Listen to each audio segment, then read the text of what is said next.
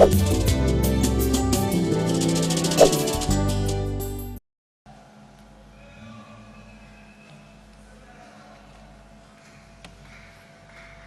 avons gagné.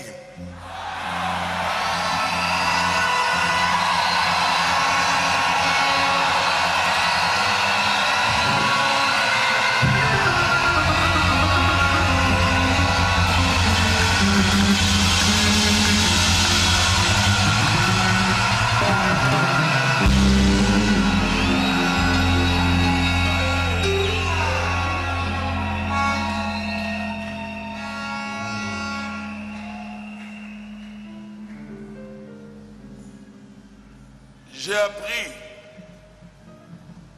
qu'ils se sont arrangés et que notre précieux pays est en paix.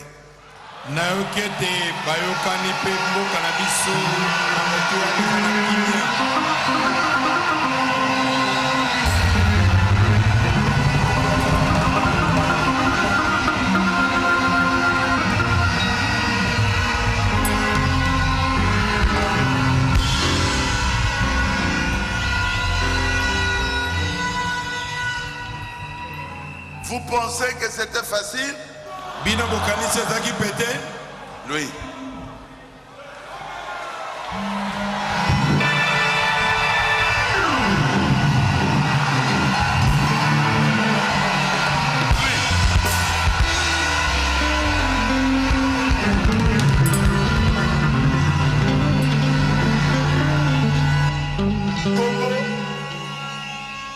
Congo appartient à Jésus.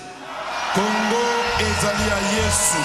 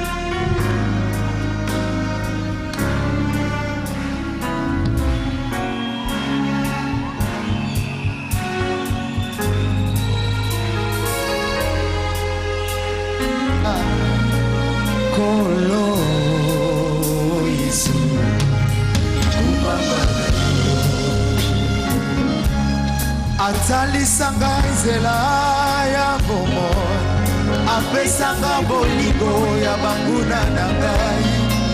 Kolo Yesu, kumama na yo. Yesu, omonaki moto esengeli azala na voka, oyaki yosopi makila na yo e, okoma voka na nga. Yesu, pembeni ya papa.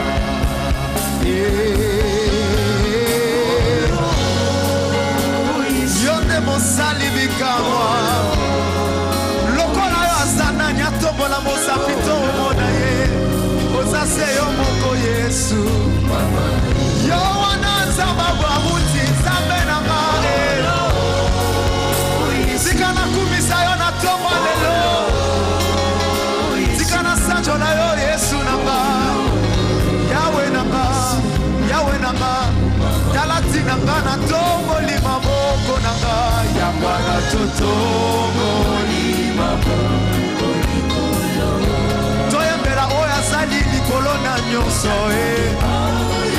Ye wana mokonzi ya bileko nyonso, suki ya pembe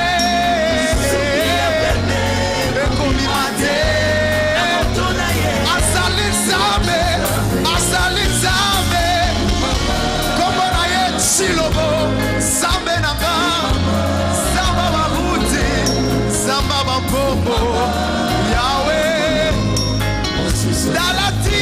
totomboli maboko tokumisa nzambo ya bateli biso Yesu yo apesi kimia na mboka na biso anunaka te suki ya pembe kobima te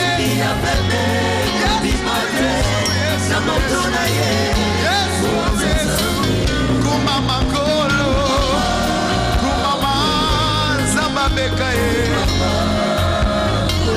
osali bikamwa seyo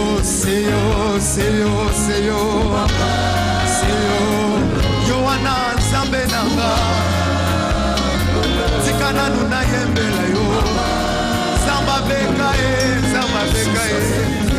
obongwani te ozali nzambe na nguya otalisi nguya na yo na ntongo na lelo tika tobetela yo mololo ya esengo Yesu nanga tika tobeta mololo ya esengo Yesu nanga kumama Yesu nanga kumama yawe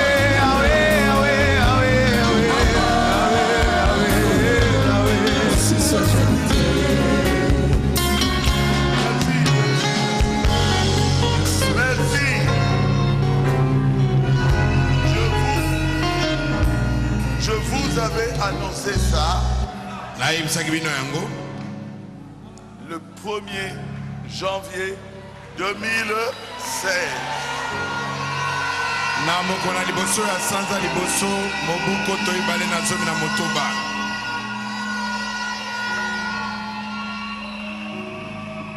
Maintenant, nos politiciens seront plus sages.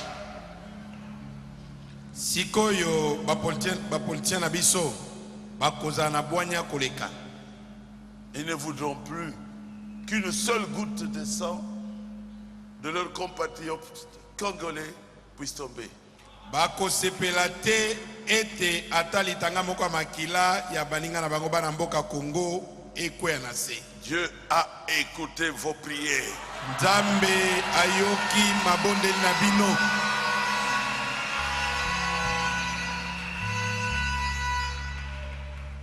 Ça c'est moi. Wane mbumana liboso oyo eningisami.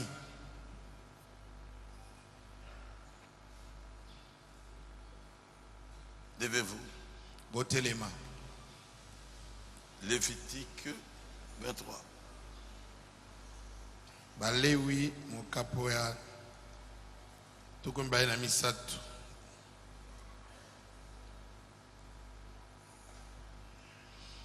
Depuis le verset 9 jusqu'au verset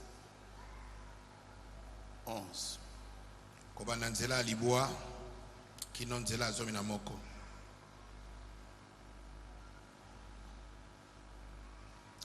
L'Éternel parla à Moïse et dit: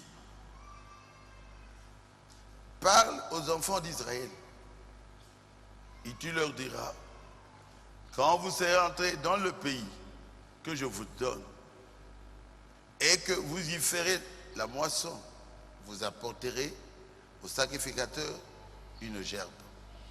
Yahweh alobaki na Mose ete lobela bato na Israel eboyi wana ekokoma bino na mokili mokopesa ngai bino mpe ekobuka bino mbuma bokoya na liboke na mbuma na liboso na kobuka na bino epai na nganga nzambe. Prémisse de votre moisson, il agitera de côté et d'autre la gerbe devant l'Éternel, afin qu'elle soit agréée. Le sacrificateur l'agitera de côté et d'autre le lendemain du sabbat. Nganga nzambe pe akoningisa liboke yango ya mbuma na liboso na Yahweh ete bozwa koyambama to kondimama. Nganga akoningisa yango na mokolo na sima na sabata. Donc le dimanche. Eniko ba mokolo na yenga. Seigneur Jésus, Kolo Yesu, nous te demandons de bénir cette prédication, tosengi yo opambola liteya oyo que nous puissions bien comprendre cette prédication. tososola liteya oyo malamu. Nous nous remettons en tes mains, Seigneur, tomitiki na maboko na nkolo au nom de Jésus-Christ. na kombo na Yesu Kristo. Amen. Amen. Veuillez vous asseoir. Bokoki kofanda. Qu'est-ce que c'est ezali nini? que la gerbe agitée? Mbuma na liboso oyo eningisami. Ce sont les prémices, ezali mbuma na liboso, les premiers fruits mûrs dont la cueillette et le fait de l'agiter était le gage de la moisson qui vient. ezali mbuma na liboso oyo eteli na kati na elango ezali kobukama. Bongo tango bazali koningisa yango ngambo na ngambo, ezali ndanga kotalisa ete na tango ya kobuka mbuma na sima, mbuma mosusu pe ekotela.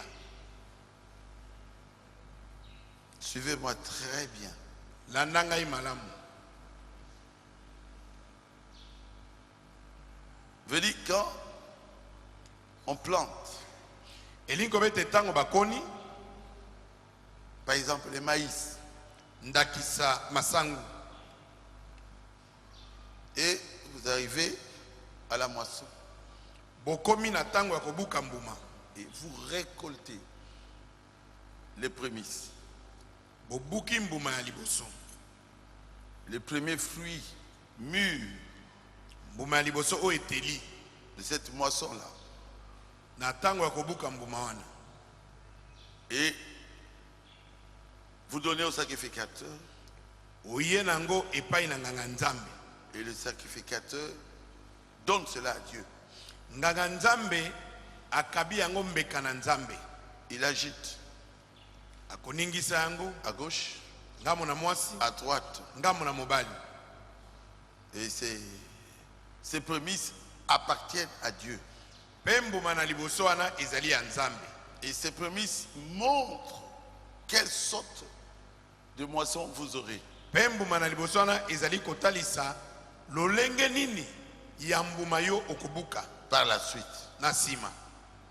Jusque-là, vous comprenez? Kino wana bososoli C'est pas difficile. ezali makasi te. C'est comme la première mangue est sortie. Ezali lokola manga ya liboso ebimi, Et vous allez cueillir cette mangue. obuki manga wana. Cette mangue-là représente la sorte des mangues que vous recevrez dans cet arbre-là. Manga wana ezali kotalisa lolenge ya bamanga oyo yo okobuka to okozwa na nzete wana.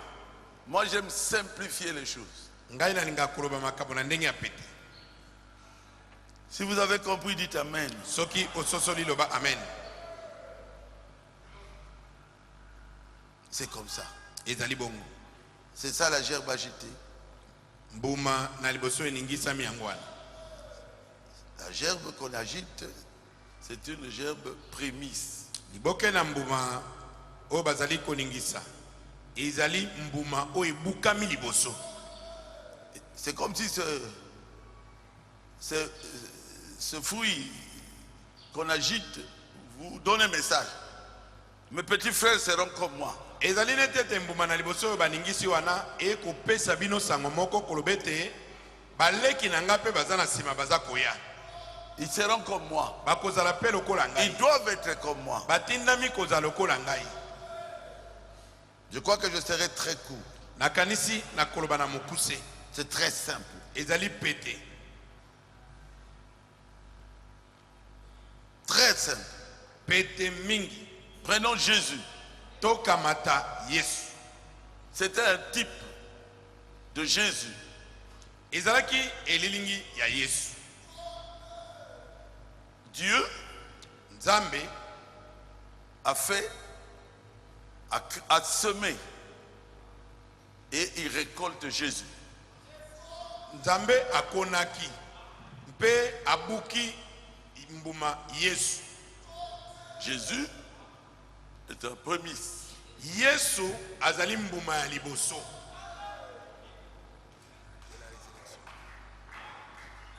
Qui donne un message. Oyo ezali kopesa sango moko. Je suis le grand frère. Ete ngai nazali kulut. Mes petits frères seront exactement comme moi. Ete baleki na ngai bakozala penza lokola ngai. Pourquoi? Pona nini? Parce que je suis une gerbe que Dieu agite. Po ngai nazali mbuma na liboso o Nzambe azali koningisa. Je suis prémisse. Nazali mbuma na liboso. Si moi je ressuscite les morts, Soki ngai na sekwisi bakufi. mes petits frères qui viennent après moi vont ressusciter les morts. Baleki na nga baza koya sima na ngai bakosekwisa bakufi. Si moi je suis ressuscité, Soki ngai na sekwi, je suis aussi prémisse nazali pe mbuma na liboso de tous ceux qui vont mourir ya bato nyonso o bakokufa et qui croiront en moi pe o bakondimela ngai. et aussi reviendront à la vie. Bango pe bakosekwa. Est-ce que vous avez compris? Est-ce que bososoli yango? Je crois que je suis un bon professeur. Nakanisi nali molakisi malamu.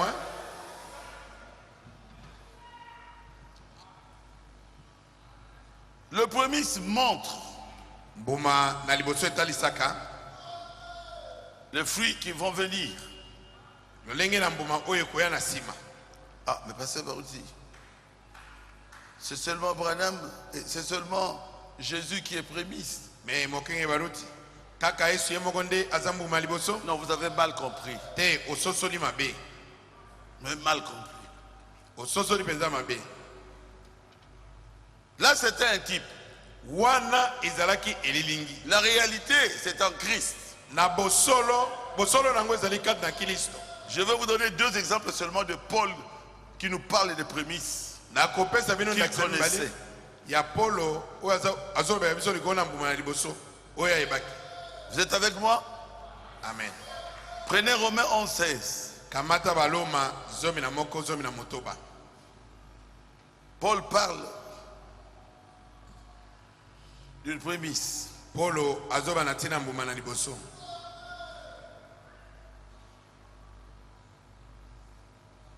Il dit, Romains 11:16, or, si les prémices sont saintes, Abinjoka nde soki mbuma na liboso ezali musantu, donc la masse l'est aussi.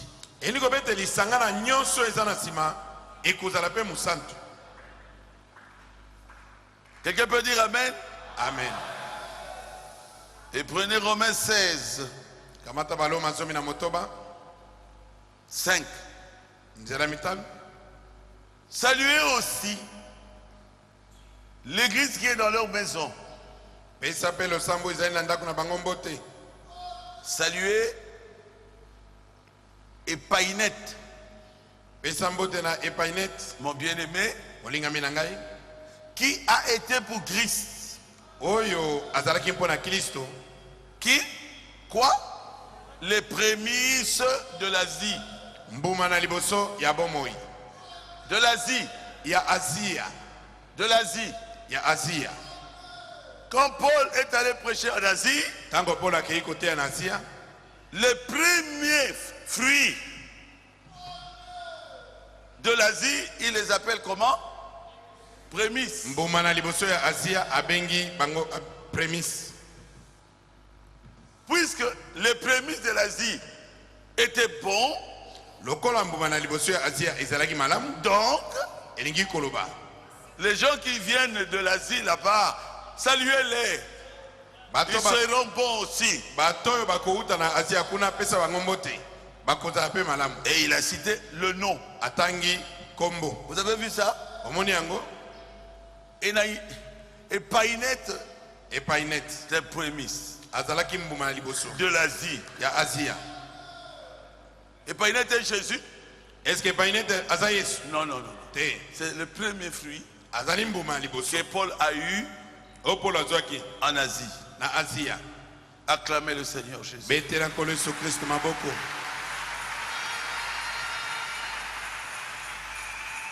Je vais confirmer ça par le 3e Nako verset. tatola yango na nzela ya misato. 1 Corinthiens 16, Korintia liboso mokaba zomi na motoba. verset 15. Nzela zomi na mitano.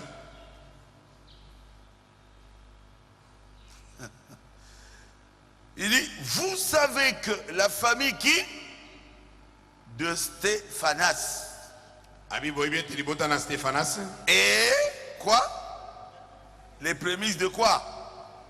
De l'Achaïe. Bon bango nde mbuma na liboso ya etuka ya Akai. La famille là, dont il a cité les noms, c'est Jésus. Liboto na ta nkombo za Yesu. Il les appelle comment? Prémices. Abengi bango mbuma na liboso. La famille de Stéphanas. Libota ya Stéphanas. Je crois que jusque là vous comprenez. Na kanisi kino wana bososoli. Ah, parce que moi j'enlève souvent les gants. Hein.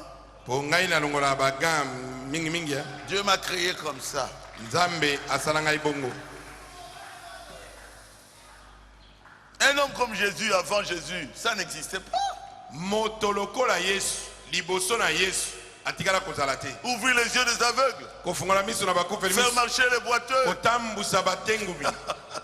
Donc, vraiment, c'était un prémisse. Ye penzande azaki mbuma na liboso. Donc, après lui, Elingo bete sima na ye, c'était les 120 ezalaki ba mokama na tukumi bali. à la chambre haute. Na etienne na ndako ya likolo. Ils étaient quoi? Balaki banani? Des prémices. Bazalaki mbuma na liboso. Et Dieu les avait agités. Pe nzambe aningisaki bango. L'ombre de Pierre guérissait les malades. Elingi na Petero ezako bikisa babeli. Alléluia. C'était des petits Jésus. Balaki ba Yesu amike. Ah, Jésus. Je veux pas lire ça. Na kotanga ngoma muke. Il dit, Alobi, je commence au paragraphe 90. Et aujourd'hui, abipe lelo, parce qu'il a été le premier fils de Dieu à atteindre la pleine maturité, lokola azaki mwana liboso na nzambe oyo nakokoma na bokomeli penza ya meke, qu'est-ce que Dieu l'a fait? nzambe asalaki nini? Dieu l'a agité. Nzambe aningisaki ye ngamo na ngabo. Il a été arraché de la terre. Ye apikolamaki na mabele. Jésus, il était agité d'un côté et de l'autre, Yesu apepamaki ngamo moko pe mosusu au-dessus des gens. likolo na bato. Il dit, oh, quelle leçon glorieuse. Alobi oyo nde liteya na nkembo. Oui, frère Madame, c'est vraiment glorieux. Iyo ndeko bana meza ya nkembo.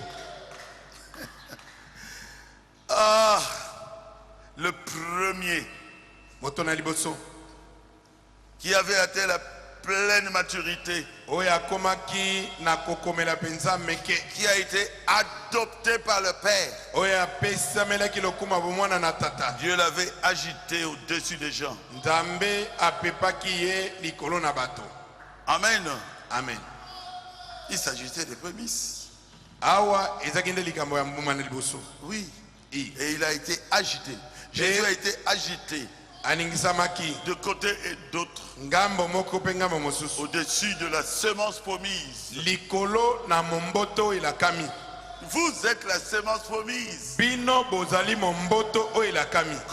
Comme ils l'ont prêché ici, vous ne pouviez pas croire à ce message si vous n'étiez pas la semence promise. Ndenge bate yango awa okokaki konimela sango te soko zalaki momboto nelakate. Qui avait reçu la promesse que Dieu a connue avant la fondation du monde. Oyo azui elaka uta liboso mokili ezalisa. Et à la chambre haute, Pene ete na ndako ya likolo. paragraphe 91, Ete na sango tukule wana à la moko. chambre haute, Ete na ndako ya likolo.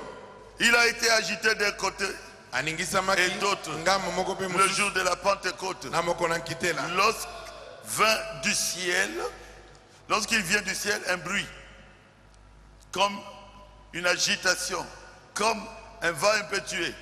Tango lokito moko ya makasi lokola mopepe ekumbaki eutaki na likolo Et il a été agité pe aningisamaki de côté et d'autre, ngamo moko pe mosusu au-dessus des gens. likolo na bato Les gens de la Pentecôte bato na nkitela qui étaient à la Pentecôte o bazalaki kuna na nkitela à attendre que vienne la bénédiction. na kozela ete lipamboli ekitela bango. Et moi je veux dire ça clairement. Ngai na koloba bango polele Jésus les avait préparés Yesu abongisaki bango et il leur avait dit allez à la chambre haute. à alobi na bango Jérusalem. bokende nete na ndako ya likolo. Et quand ils étaient là, Tango bakendeki kuna le Saint-Esprit était descendu molimo santo akitaki et ils étaient agités pe bapepamaki de part et d'autre na ngambo moko pe mosusu devant ce peuple nombreux. liboso na bato wana ebele Ils pouvaient parler bakokaki et koloba tous comprenaient pe bato nyonso bazososola dans leur langue maternelle. na minoko ya mboka na bango. Il agitait qui? Alaki koningisa nani? On agitait les apôtres. Bazalaki koningisa bayekoli. C'était les apôtres qui étaient agités. Bayekoli nde bazali koningisama. Si vous avez compris, dites Amen. Soki bososoli loba amen. Oui. Oui. Iyo. Et les gens ont vu les apôtres. Pe bato bamonaki bantoma. Ils sont allés auprès d'eux. Bakei pembeni na bango. Mais qu'est-ce qui arrive? Eloko nini ekomeli bino? Dieu est en train de nous agiter. Babi nzambe azoningisa biso. Nous sommes la sémence. Tozali momboto. Arrivé à la maturité. Oyo ekomi na kokomela. Jésus est notre Dieu. Yesu aza nzambe na biso. Il est en nous. Azaka na biso. C'est lui qui opère toutes ces choses. Yende azosala. Mais ils ont vu les apôtres. Kasi bango bamonaki bantoma. Ils n'ont pas vu Jésus. Bamonaki Yesu te. C'est que c'était les apôtres qui étaient agités Elingo bete bantoma nde baningisamaki. ce jour-là. Na mokolo wana. Et ça a continué. Pe ekobaki. Alléluia. Quelqu'un peut dire gloire à Dieu. Gloire à Dieu.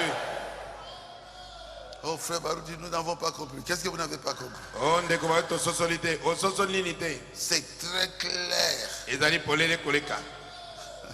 Je vais lire au paragraphe 98. Na kotanga nete na sango tuku libona mwambe. 98. Il a été agité de côté et d'autre devant eux. Aningisamaki ngamba moko pe mosusu na miso na bango. La parole, c'est ce qu'il était. Ye azalaki liloba. Elle a été de nouveau agitée de côté et d'autre Aningisamaki lisusu ngamba moko pe mosusu devant eux. liboso na bango. Au jour de la Pentecôte, Na moko na nkitela. la parole était rendue manifeste. Liloba ekomaki nzoto. Mais à travers des personnes humaines. Na nzela ya bato. Amen. Amen. C'est Jésus qui fait ça. Yesu nde azali Mais kosala à yango. travers vous. Kasi na nzela na yo. Amen. Amen. Vous croyez qu'il sera encore agité? Omoni ete akoningisama lisusu. Oui. Iyo. Selon Luc 17:30, Kokokana na Luka zomi na sambo tuku Jésus misatu. sera encore agité Yesu akoningisama lisusu. au temps de la fin. Na ntango ya suka. À travers qui? Na nzela ya nani? À travers William Marion Na Branham. nzela ya William Marion Branham. Que Dieu vous ouvre les yeux. Nzambe afungola bino miso. Frère Branham, mettez les gants, mais moi j'enlève les gants. Ndeko Branham aza kotya bagan, ngai na longoli bagan. Et nous sommes conscients. Paragraphe 92. Pe tozali koyeba bango malamu. Paragraphe 92. Ete na sango tuku libona mibale. C'est le lever du soleil. Ezali kolamuka ya mwese. Paragraphe 92. Ete na sango tuku Et libona. nous sommes conscients qu'il doit de nouveau être agité de côté et d'autre au dernier jour selon Luc 17:30. Pe toyebi malamu ete akoningisama lisusu na mokolo na suka ngambo moko pe mosusu eyenge bene na Luka zomi na sambo tuku misatu. Nous allons voir qui?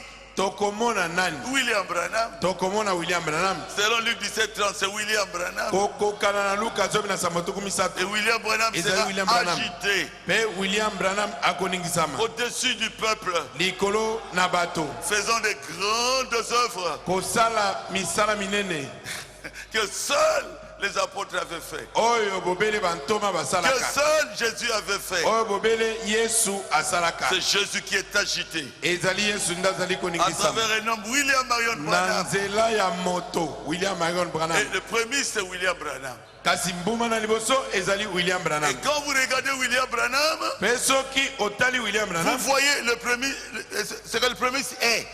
ozali komona oyo mbuma na liboso ezali C'est que nous, elingi kobete dans ce biso temps de la fin, na eleko ya suka vous pouvez compléter vous-même. bokoki kobakisa bino moko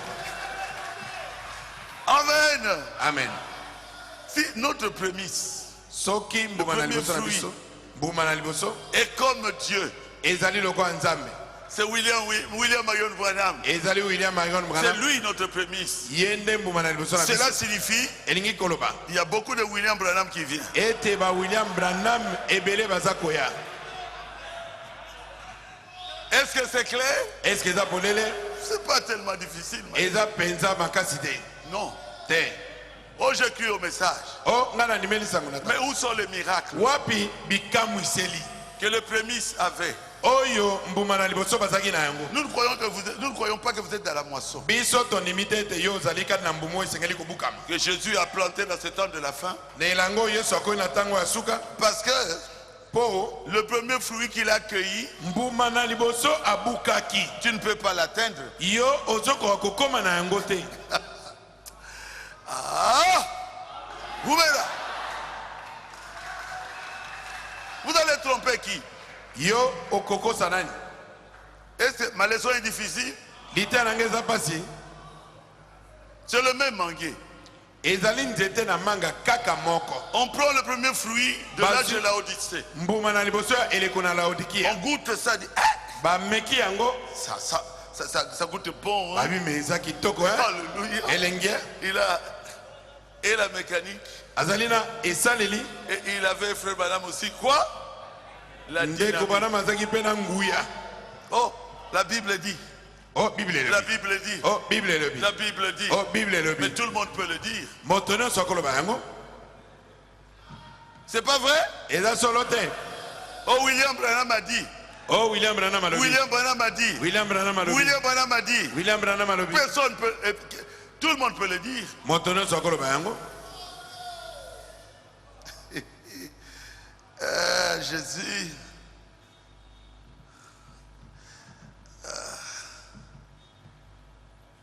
Vous êtes content? osepeli Moi, je suis très content. ngai na sepeli mingi Et nous sommes conscients qu'il doit de nouveau être agité de côté et d'autre mpe toyebi malamu ete asengeli koningisa masungama moko mpe mosusu au dernier jour, na moko na suka selon Luc 17:30. eyenge mpe na luka 17 Au jour où le Fils na mokolo ya mwana de nouveau, mbala ya mibale lisusu de nouveau agité akoningisama lisusu des côtés et d'autres, ngambo moko mpe mosusu au-dessus des gens. likolo na bato Dis-moi dans cette génération, quelqu'un qui est plus grand que notre prémisse William Branham. lobela ngai nanu eleko oyo moto azali monene koleka mbuma na liboso na biso William Branham Chelo, moto te si vous avez compris, dites Amen. soki ososoli loba amen Oh, il dit cette parole de nouveau, abili loba oyo lisusu elle est agitée eningisami de côté et d'autre, ngambo moko mpe mosusu au-dessus des gens, likolo na bato pour montrer que les traditions sont mortes. mpo na kotalisa ete bonkoko ekwei C'est fini. esili Le Fils de Dieu est de nouveau vivant mwana na nzambe aza lisu na bomoi par le baptême du Saint-Esprit. na libatisi ya molimo Il santu est ici même parmi nous azali awa mpenza kati na et il biso nous donne la vie. mpe azali kopesa biso bomoi Moi, quand j'écoutais Frère Branham prier, ngai ntango nazalaki koyoka ndeko bwana ekobondela Prêcher. to koteya prier pour les malades, kobondela mpo na j'ai babeli dit, nazalaki koloba a il n'a pas tellement de différence avec Dieu. Hein. ye mpenza aza na bokeseni na nzambe te Mais il n'est pas Dieu. kasi azali nzambe te C'est le premier fruit ali mbuma na liboso du temps de la fin oyo ya ntango na suka qui a été agité devant nous oyo apepamaki liboso na biso pour nous attirer, mpo na kobenda biso pour que nous aussi nous soyons agités. po ete biso mpe toningisama Il a été le premier de ceux qui s'étaient endormis. Ye nde mbuma na liboso na ba o basilaki kolala. De l'épouse. Ya na mwasi na libala. Provenant de Christ. Ko o ba uti na Christ. Détaché des églises. Une gerbe devra de nouveau être agitée. Kozwama na ecclesia. Mbuma moko o esengeli koningisa malisusu. C'est William Branham. Ezali William Branham. Nous sommes sortis des églises. Bisoto bimi na ecclesia. Une gerbe doit être agitée. Esengeli mbuma moko na liboso ningisama. Amen. Amen. Détaché de l'église. Et kamata min ecclesia. Détaché de l'église. Et bendami in ecclesia. Une gerbe devra de nouveau être agitée. De côté et d'autre dans ces derniers jours. Frère Branham crie oh là là. Frère Branham, nous avons compris. Amen. Il dit la gerbe agitée. C'est la gerbe. C'est quoi? C'était quoi? La première qui était venue à maturité. On ne prenait pas tout. On prenait le premier et on agitait cela pour dire que nous sommes heureux de voir que notre moisson est bonne. Amen. Amen. Voici le prémisse. Il dit le message de Frère Branham sera agité. Ce sera un message disons que la pleine maturité de la parole est revenue à l'église.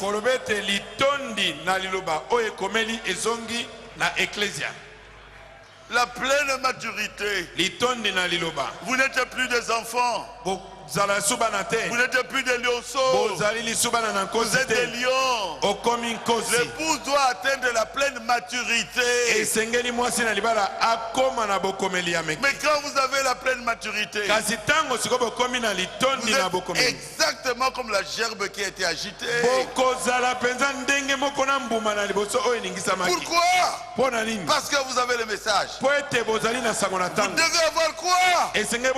La pleine puissance. Et vous serez jeté par pourquoi? Parce que vous avez la pleine puissance.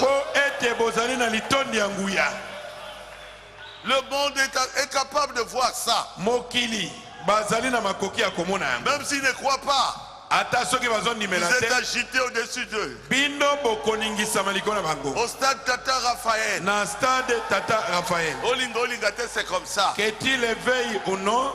Avec sa pleine puissance. Et il sera agité au-dessus des gens par les signes, par les prodiges que l'épouse accomplira. Oh, moi aussi je suis agité. Qui t'a dit tu es agité? Non, tu n'as pas de signes. Tu n'as pas de miracles. Tu n'as pas de prodiges. Tu n'as rien. Qu'est-ce qui va être agité? C'est Jésus. C'est la parole. C'est la dynamique. Non pas seulement la mécanique. Et la dynamique. Oh!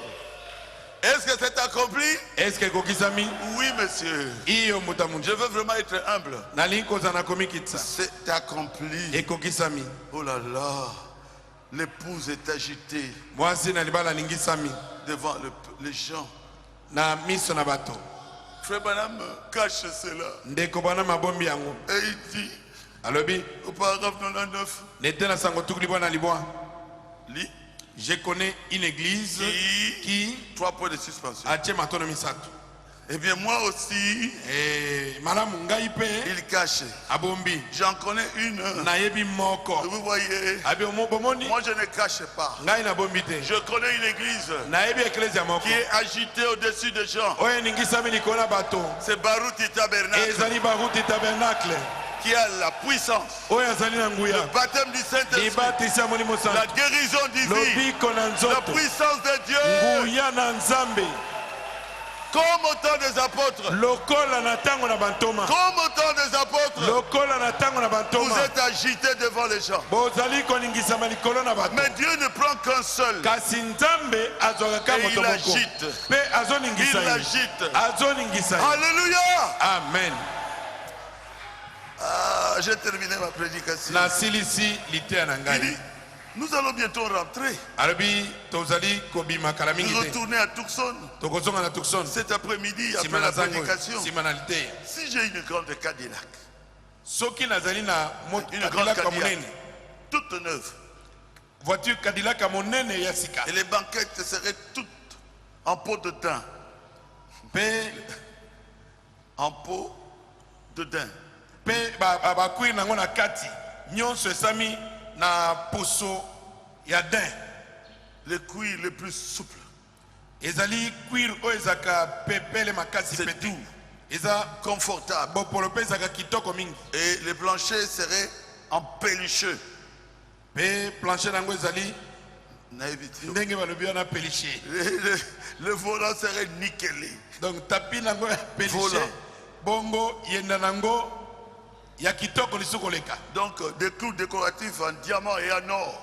batie mwa bisaleli kuna ya badiama bawolo badekore nango Mais si cela n'a que la mécanique, kasi soki mutuka wana ezali kaka na bisaleli pamba vous manzanza démarrez. okoya odemare Mais maman kotanda bilamba.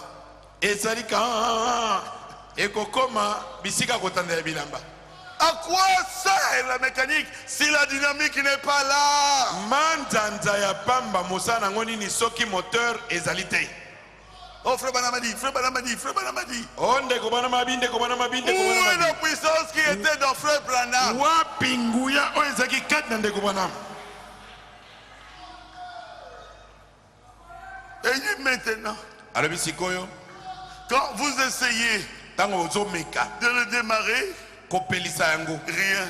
eloko te Ils n'ont que l'apparence, kaka libanda nde ezotalisa kitoko mais il n'y a pas d'étincelle. kasi lototo na moto ezali Il n'y a te pas de puissance nguya ezali te pour l'allumer. mpo na kopelisa Il n'y a yango pas d'étincelle lototo na moto pour ezali te manifester cette puissance-là dont il parle. mpo na Rien. kotalisa nguya wana oyo bango bazali kaka koloba na monoko Pour confirmer mpo na que kotatola c'est bien de l'essence. ete yango Et mpenza c'est vraiment une très bonne Cadillac. ezali essence ya solo ete voiture oyo ezali voiture ya sika kitoko Il dit, nous avons trop insisté sur la mécanique alobi tolobeli mpe esaleli ntango molai et rien du tout sur la dynamique. mpe nguya ata moko te Il totali faut la puissance dynamique de Dieu, nguya ezala oyo kouta na nzambe de la résurrection de Jésus-Christ kouta na lisekwa na yesu kristo sur l'épouse, likolo na mwasi libala sur l'église. likolo na eklesia Pour faire quoi?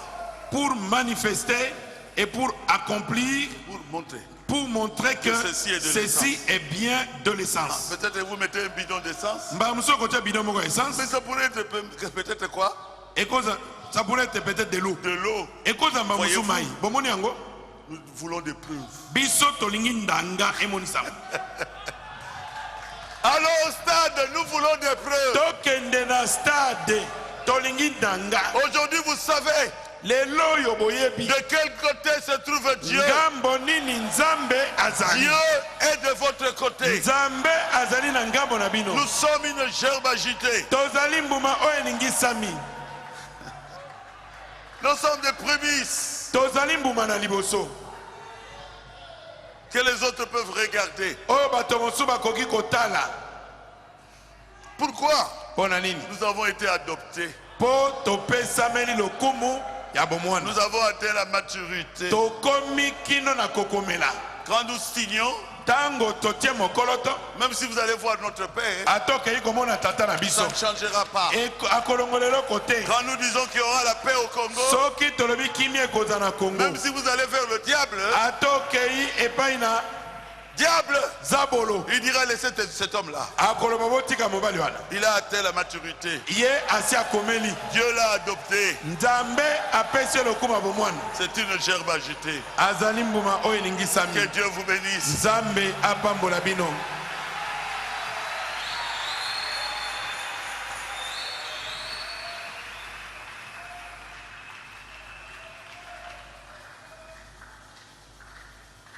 Et vous aussi, bino pe lokola vous êtes exactement comme cette gerbe-là. bozali penza ndenge moko lokola mbuma wana liboso. Vous êtes dans un problème, prononcez la parole. Soki ozwami kati na likambo loba liloba, Vous verrez que le même Dieu habite en vous aussi. okomona ete nzambe moko wana azali pe kati na Ne yo. vous découragez jamais. Kolemba nzoto soki moke te. Amen. Amen. Si vous avez compris, dites Amen. Soki ososoli loba amen. Oh là là, je me sens bien. Naza komiyoka malamu. Vous êtes une église de la prophétie. Bozali eklezia moko ya lisakoli. On devrait exister. Esengelaki tozala Et nous sommes là, pe tozali awa. comme une gerbe agitée.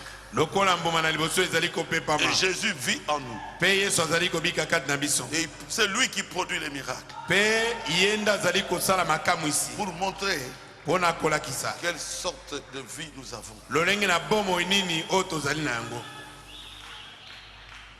Amen. Amen. Cette année, Mbula oyo je la proclame na sakoli yango l'année de bénédiction. mbula ya mapamboli.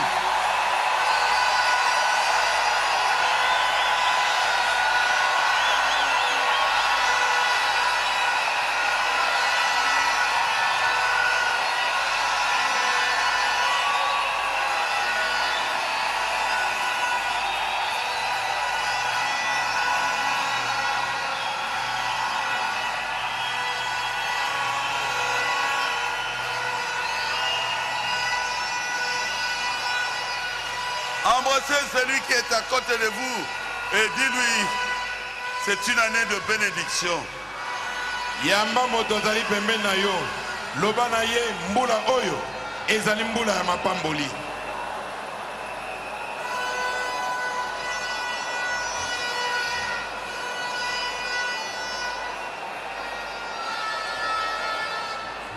Cette année est une année de bénédiction. Cette année mbula ezali mbula ya mapamboli.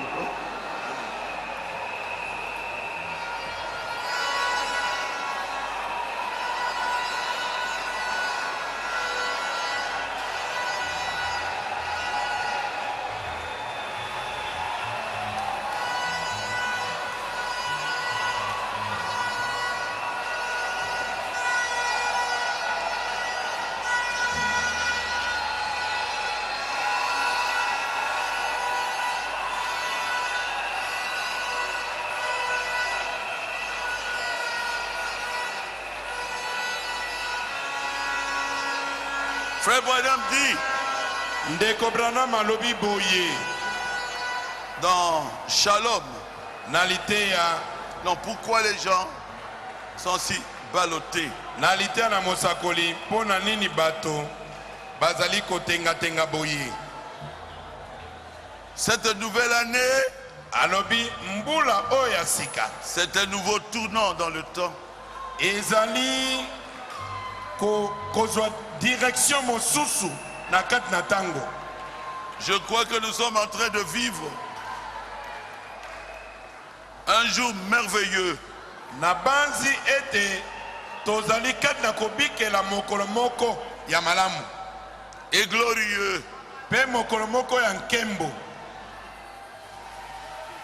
Pourquoi les gens sont si ballottés? Pona nini bato bazali kotenga tenga boye.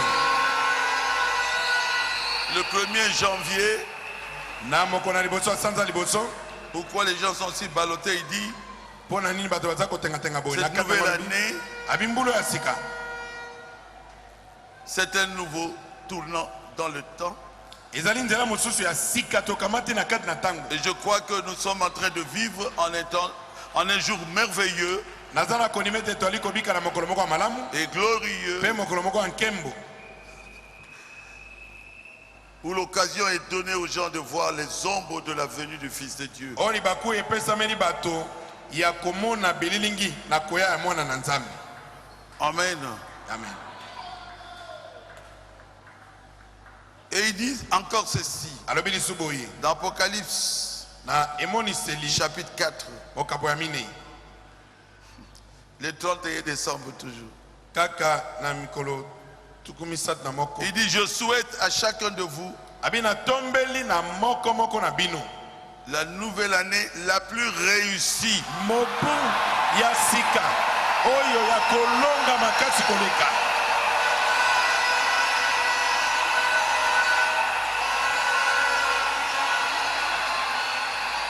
La plus réussie. Oyo nakati nango kozana longa monene koleka. La plus bénie. Oyo ekozana lipamboli makasi koleka.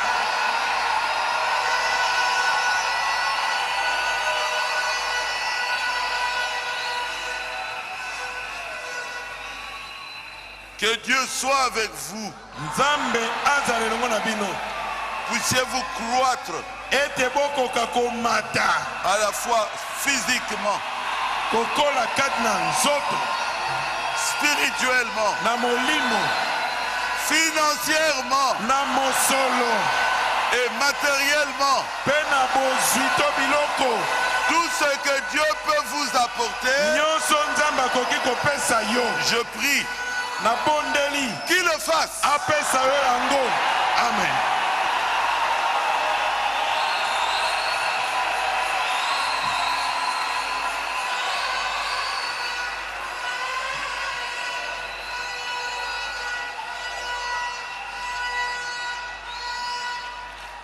Quand quelqu'un vient avec la malédiction, qui retourne avec sa malédiction?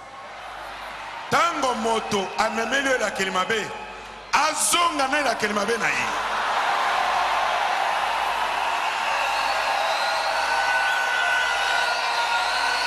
Ne l'acceptez pas. Koyamba te, kondimelakeli mabe te.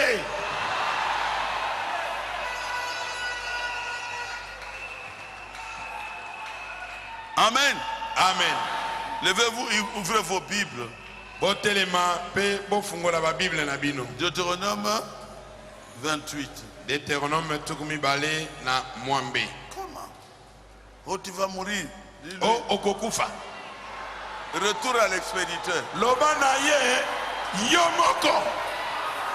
Kufa. Retour à l'expéditeur. Ezongela yomoko.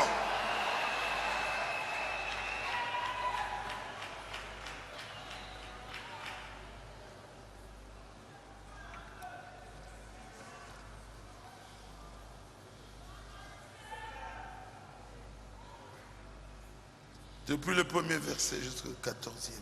Kobananzela liboso kino ya zomi na mine. Vous savez comment nous faisons. Boyebi ndenge tosalelaka yango. Moi je commence. Ngai na bandi.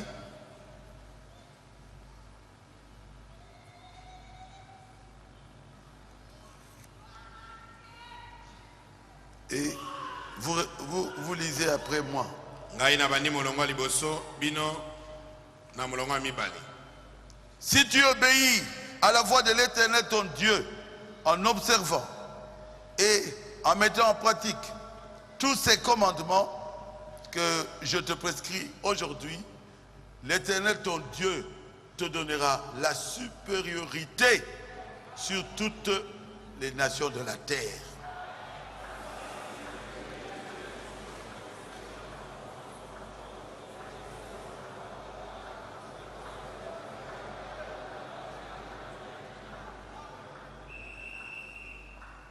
J'aimerais que tu puisses les aider. Hein.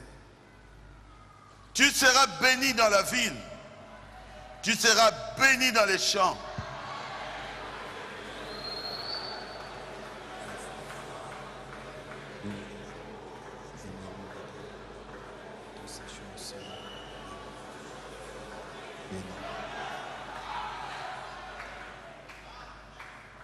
Cinq. Ta corbeille et ta huche seront bénies.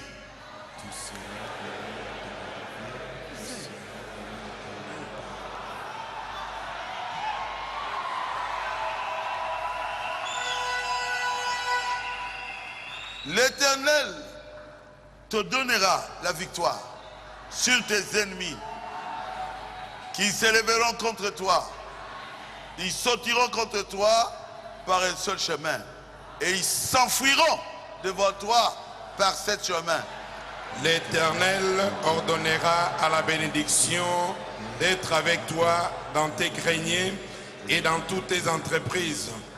Il te bénira dans le gros dans le pays que l'Éternel ton Dieu te donne. Tu seras pour l'Éternel un peuple saint, comme il te l'a juré, lorsque tu observeras les commandements de l'Éternel, ton Dieu, et que tu marcheras dans ses voies. Tous les peuples verront que tu es appelé du nom de l'Éternel, et ils te craindront. L'Éternel te comblera de bien en multipliant le fruit de tes entrailles, le fruit de tes troupeaux et le fruit de ton sol dans le pays que l'Éternel a juré à tes pères de te donner. L'Éternel t'ouvrira son bon trésor, le ciel, pour envoyer à ton pays la pluie en son temps et pour bénir tout le travail de tes mains. Tu prêteras à beaucoup de nations et tu n'emprunteras point.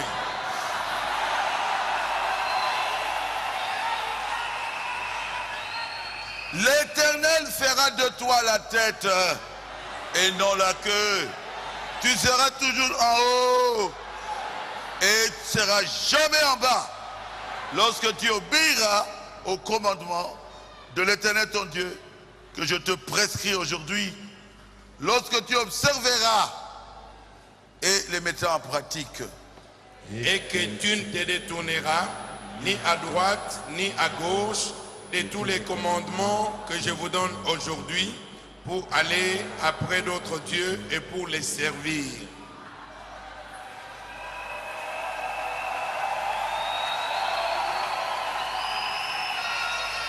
Tu seras la tête Okozala mutu et non la queue. okozala mokila te. Tu emprunteras. Oko defisa. Tu n'emprunteras pas. Oko defate. Tu es béni. Opambwami. Soyez bénis. Bopambwama. Le Congo est béni. Congo epambolami. Que le Seigneur accomplisse cela. Kolo akokisa yango. Parce que c'est la parole de Dieu Po ete ezali liloba na Nzambe. prononcée par son serviteur, Oyo esakolami na mowumbu na ye. votre pasteur. Mokengeli na Au bino. nom de Jésus, Na kombo na Yesu. Amen. Amen.